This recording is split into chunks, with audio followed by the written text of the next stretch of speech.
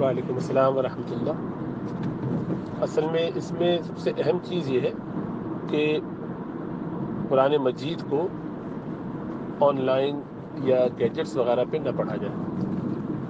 خواتین کو تو عموماً اس کی ضرورت نہیں پڑنی چاہیے، بالخصوص اگر وہ نوکری وغیرہ نہیں کرتی ہیں، اور مردوں کو بھی اس سے احتیاط کرنی چاہیے۔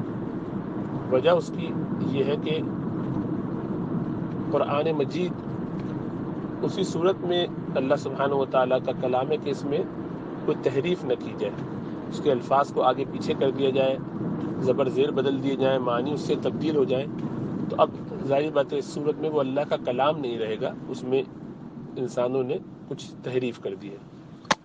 اس کی حفاظت کا طریقہ ہمیشہ سے یہ رہا ہے کہ جب بھی قرآن ہاتھ سے لکھا جاتا تھا تو اس نسخے کو باقاعدہ ایک یا دو بڑے قراء جو ملکی سطح پر باقاعدہ مانے جاتے تھے کہ بھئی یہ ٹاپ لیول کے علماء ہیں اور حفاظ اور قراء ہیں، تو وہ اس کو دیکھتے تھے۔ اگر آپ کو یاد ہو تو آخر میں ایک اسٹیمپ آج بھی ہوتی ہے، تاج کمپنی والے اور مختلف جو ادارے قرآن چھاپتے ہیں اس کے نسخے، تو اس میں ان کی مہر ہوتی ہے اور اس پر لکھا ہوتا ہے کہ میں نے اس نسخے کو حرفاً حرفاً پڑھا ہے اور اپنے علم کی حد تک میں یہ یعنی سندن کہتا ہوں کہ اس میں کوئی غلطی نہیں ہے۔ ظاہر بات ہے انسان ہونے کی حیثیت سے کوئی غلطی چھوٹ جائے تو الگ بات ہے، لیکن وہ اپنے حساب سے اس کی سند دیتے تھے۔ یہ ایک بڑا زبردست کام تھا کہ اس سے آپ کو یہ اطمینان ہوتا تھا کہ باقاعدہ ذمہ دار علماء نے اور حفاظ نے اس کو دیکھ لیا ہے اور یہ ایک صحیح نسخہ ہے۔ پھر جب چھاپے خانے چلنے لگے لیتھوگرافی کے ذریعے یا پھر اس کے بعد باقاعدہ کمپیوٹرائز فارم میں، تو چیزیں اب چھپنے لگیں، تو ایک نسخے کو دیکھا اوریجنل کو اور اسی سے پھر چھاپا جب چلنے لگا تو لوگ قابل اعتماد تھے۔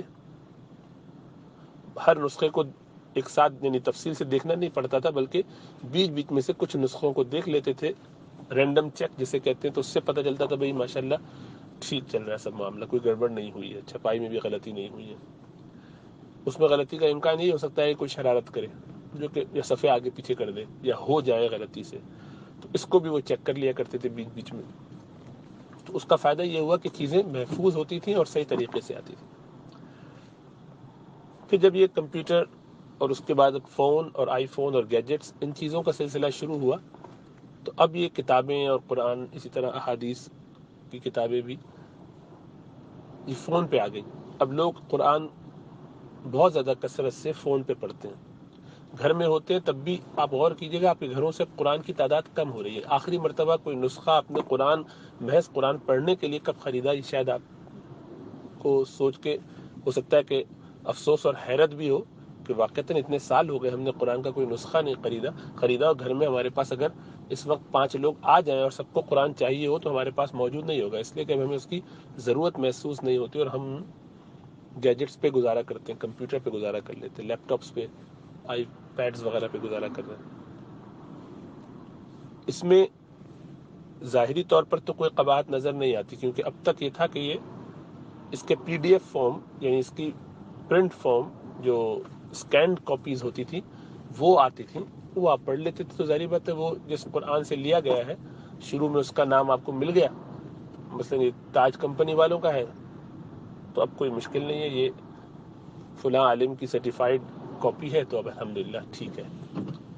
تو یہ اسکین کاپی جو تھی جب تک اس وقت تک بہت عافیت تھی، لیکن اب یہ سب چیزیں پچھلے 4-5 سالوں میں ڈیجیٹائزڈ ہو گئیں۔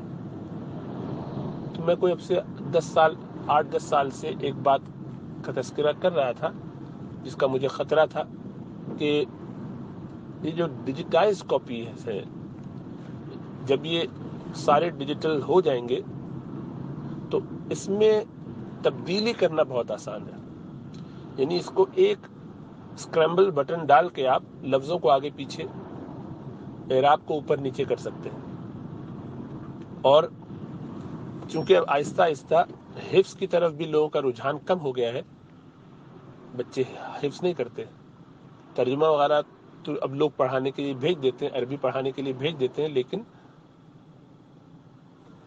قرآن مجید کو یاد کرنے کا وہ ذوق شوق کم سے کم ہوتا جا رہا ہے. جو حافظ ہیں بھی ان کو یاد بہت اچھا مضبوط نہیں ہوتا. وہ رمضان میں بس تلاوت کر کے اپنا یاد کر کے سنا دیتے ہیں، اس کے علاوہ سال بھر میں اس طرح سے پڑھنے کا بھی معمول نہیں ہوتا. سب اپنی دنیا میں بزی ہیں، نوکری ہے، کسی کی اسکول چل رہے ہیں، خواتین کے اپنے بچوں کے مسائل ہیں، گھر کے مسائل ہیں. نتیجہ یہ کہ ہم قرآن سے اس طور پر جڑے ہوئے نہیں ہیں کہ اس میں ہونے والی اغلاط کو بہت آسانی سے پکڑ لیں. مثلا فالذین اور والذین میں تو بہت گہرا کوئی عالم الدین ہوگا، حافظ ہوگا قرآن کا، جو کہ اس کو پکڑ لے. انہم اور انہم میں تو بہت ہی گہرائی کے ساتھ کسی کو یاد رہے. فلا تتقون یا ولا تتقون ہے، یہ یعلمون اور یعملون تو گرامر جانتا ہوگا، عربی جانتا ہوگا تو پکڑ سکتا ہے. عام طور پر تو حافظ قرآن بھی ان چیزوں میں لڑکھڑا جاتے ہیں. تو عام آدمی کا کیا ٹھکانہ؟ تو اب قرآن میں ذرا سی تبدیلی کر دی جائے تو کسی کو پتہ بھی نہیں چلے گا کہ وہ کیا پڑھ رہا ہے، کیا کر رہا ہے. وہ جس کو قرآن سمجھ رہا ہے وہ تو ایکچولی اب قرآن رہا نہیں، اس لیے کہ وہ پورا نسخہ بدلا جا چکا ہے. تو ہم اس دور سے گزر رہے ہیں. تو ایسی صورت میں کسی بھی ڈیجیٹل ایپ کے اوپر اعتماد نہیں کیا جا سکتا. کسی بھی کمپیوٹرائزڈ ورژن پہ پورا اعتماد نہیں ہو سکتا، اس لیے کہ کون اس کو چلا رہا ہے، کب اس کے ہاتھ سے یہ چیز نکل جائے، کون اس میں گڑبڑ کر سکتا ہے، کچھ پتہ نہیں. تو روزانہ ویریفائی کرنے کی چیز ہے جو آسان نہیں ہے، کون کرے گا؟ اس لیے ایک تو یہ ہونا چاہیے کہ گھروں میں حافظ ہو، نمبر 1. نمبر 2 یہ کہ جب تک حافظ وغیرہ کا اہتمام اور مضبوط حافظوں کا اہتمام گھر میں نہیں ہو رہا، قرآن کو مصحف ہی سے پڑھا جائے. کیونکہ آپ اپنے طور پہ قرآن کا مطالعہ کر رہے ہیں لیکن وہ نکلے کچھ اور. اسی لیے ایک حافظ اگر ایسی کسی ایپ کو چلتے پھرتے میں مجبوری میں سبق یاد کرتے ہوئے اٹھا لے تو اس کے لیے ٹھیک ہے، کیونکہ وہ معلوم ہے اس کو کہ وہ غلطی دیکھے گا تو وہ چونک جائے گا کہ اچھا نہیں ایسا نہیں، اس کو میں ذرا چیک تو کر لوں، مجھے تو ایسا یاد آ رہا ہے یا فلاں جگہ ایسا تھا، تو وہ اس پہ غور کر لے گا. اور اس کو تو اکا دکا کچھ باتیں دیکھنی ہوتی ہیں، باقی اس کو یاد ہوتا ہے. لیکن عام آدمی کے لیے اس میں بڑا خطرہ ہے. ایک دفعہ وہ جب اس کا عادی ہو جائے تو پھر قرآن مجید سے اس کو مناسبت نہیں ہوگی. اور یہ اس کے علاوہ یہ بات ہے کہ قرآن مجید جو مصحف ہے اس کو دیکھنا بھی عبادت ہے، اس کو چھونا بھی عبادت ہے. ہاتھ میں اٹھایا ہے اس پر بھی ثواب مل رہا ہے. لیکن یہ معاملہ ڈیجیٹل قرآن پر نہیں ہے. فون پر گیجٹس وغیرہ میں جو ہے اس کا قرآن کا حکم وہ نہیں ہے کہ جو مصحف کا ہے. اس کی وہ فضیلت اور برکت نہیں ہے، اس کو مصحف نہیں کہا جا سکتا. وہ ادب اس کا بھی کرنا ہے اس لیے کہ اللہ کا کلام بہرحال ہے، لیکن وہ شان اس کی نہیں ہے جو قرآن مجید کی ہے. اس لیے وہ ثواب بھی اس کو حاصل نہیں ہوگا جو قرآن دیکھ کے پڑھنے کا ہے. تو اپنے آپ کو ایسی مشقت میں، مشکل میں ڈالنا صرف چھوٹی سی آسانی کے لیے تاکہ چلتے پھرتے ہم قرآن کو دیکھ لیں. جیسا عرض کیا کہ بڑی مجبوری ہے، سفر میں ہے اور موقع نہیں مل رہا، ایک آیت دیکھنی ہے اس وقت فلاں ذہن سے نکل گئی، اس کے بعد کیا تھا یہ آیت بھول رہا ہوں میں، یا اس کا ترجمہ غور کر رہا تھا تو یہ نہیں سمجھ میں آ رہا اس لفظ سے کیا معنی، ذرا مشکل سا لفظ آ گیا. تو وہ ایسا شخص دیکھ لے، چل لے پھر لے. یا آپ بھی چلتے پھرتے میں آج لمبا سفر ہو گیا ہے، ٹریفک جام ہے اور گھر پہنچنے میں دیر ہو رہی تو چلو تھوڑا سا ایک الگ بات ہے، لیکن اپنا پورا فوکس اسی پہ ہے، ہر وقت قرآن پڑھتے ہی فون پر ہے، تو ایسے شخص کے لیے تو بڑا خطرہ ہے بھائی.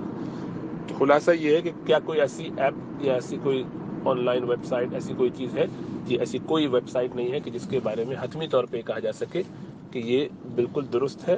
اور میں نہیں، کوئی بھی نہیں کہہ سکتا، اس لیے کہ کون کس کو کہاں کیا چینج کر رہا ہے، کب کر دے گا، کب نہیں کرے گا، یہ ہر وقت چیک کرتے رہنے کا کسی کے پاس نہ ٹائم ہے، نہ کوئی کر سکتا ہے. کتنی دفعہ دیکھے گا، کب دیکھے گا؟ اسی لیے ان چیزوں سے بچنا چاہیے اور اپنے آپ کو مصحف سے جوڑے رکھنا چاہیے، کیونکہ بہت خطرہ ہے کہ عنقریب جب لوگ سارے فون وغیرہ پہ لگ جائیں گے گیجٹس پہ تو ان کے پاس مصحف کا نام بھی نہیں ہوگا، گھر میں موجود بھی نہیں ہوگا. پھر وہ خریدنا چاہیں گے تو خریدا بھی نہیں جائے گا، کیونکہ وہ ادارے پھر بیچارے چھاپیں گے کیوں؟ جب کوئی لیتا ہی نہیں ہے تو کیوں چھاپیں گے وہ؟ تو اس لیے آہستہ آہستہ وہ کم ہو کے بہت نقصان ہو جائے گا. یہ تو اللہ سبحانہ و تعالیٰ سعودی عرب کے حکمرانوں پر اپنا کرم فرمائے کہ انہوں نے بڑا زبردست کام یہ کیا کہ پوری دنیا میں اس کے اتنے نسخے پھیلا دیے ہیں کہ مجھے امید ہے کہ اگلی کئی نسلوں تک کچھ نہ کچھ عرصے تو موجود رہیں گے یہ قرآن، الا یہ کہ کوئی بدنصیب لوگ اپنے ہاتھوں سے ان کو اپنے گھروں سے نہ نکال دیں۔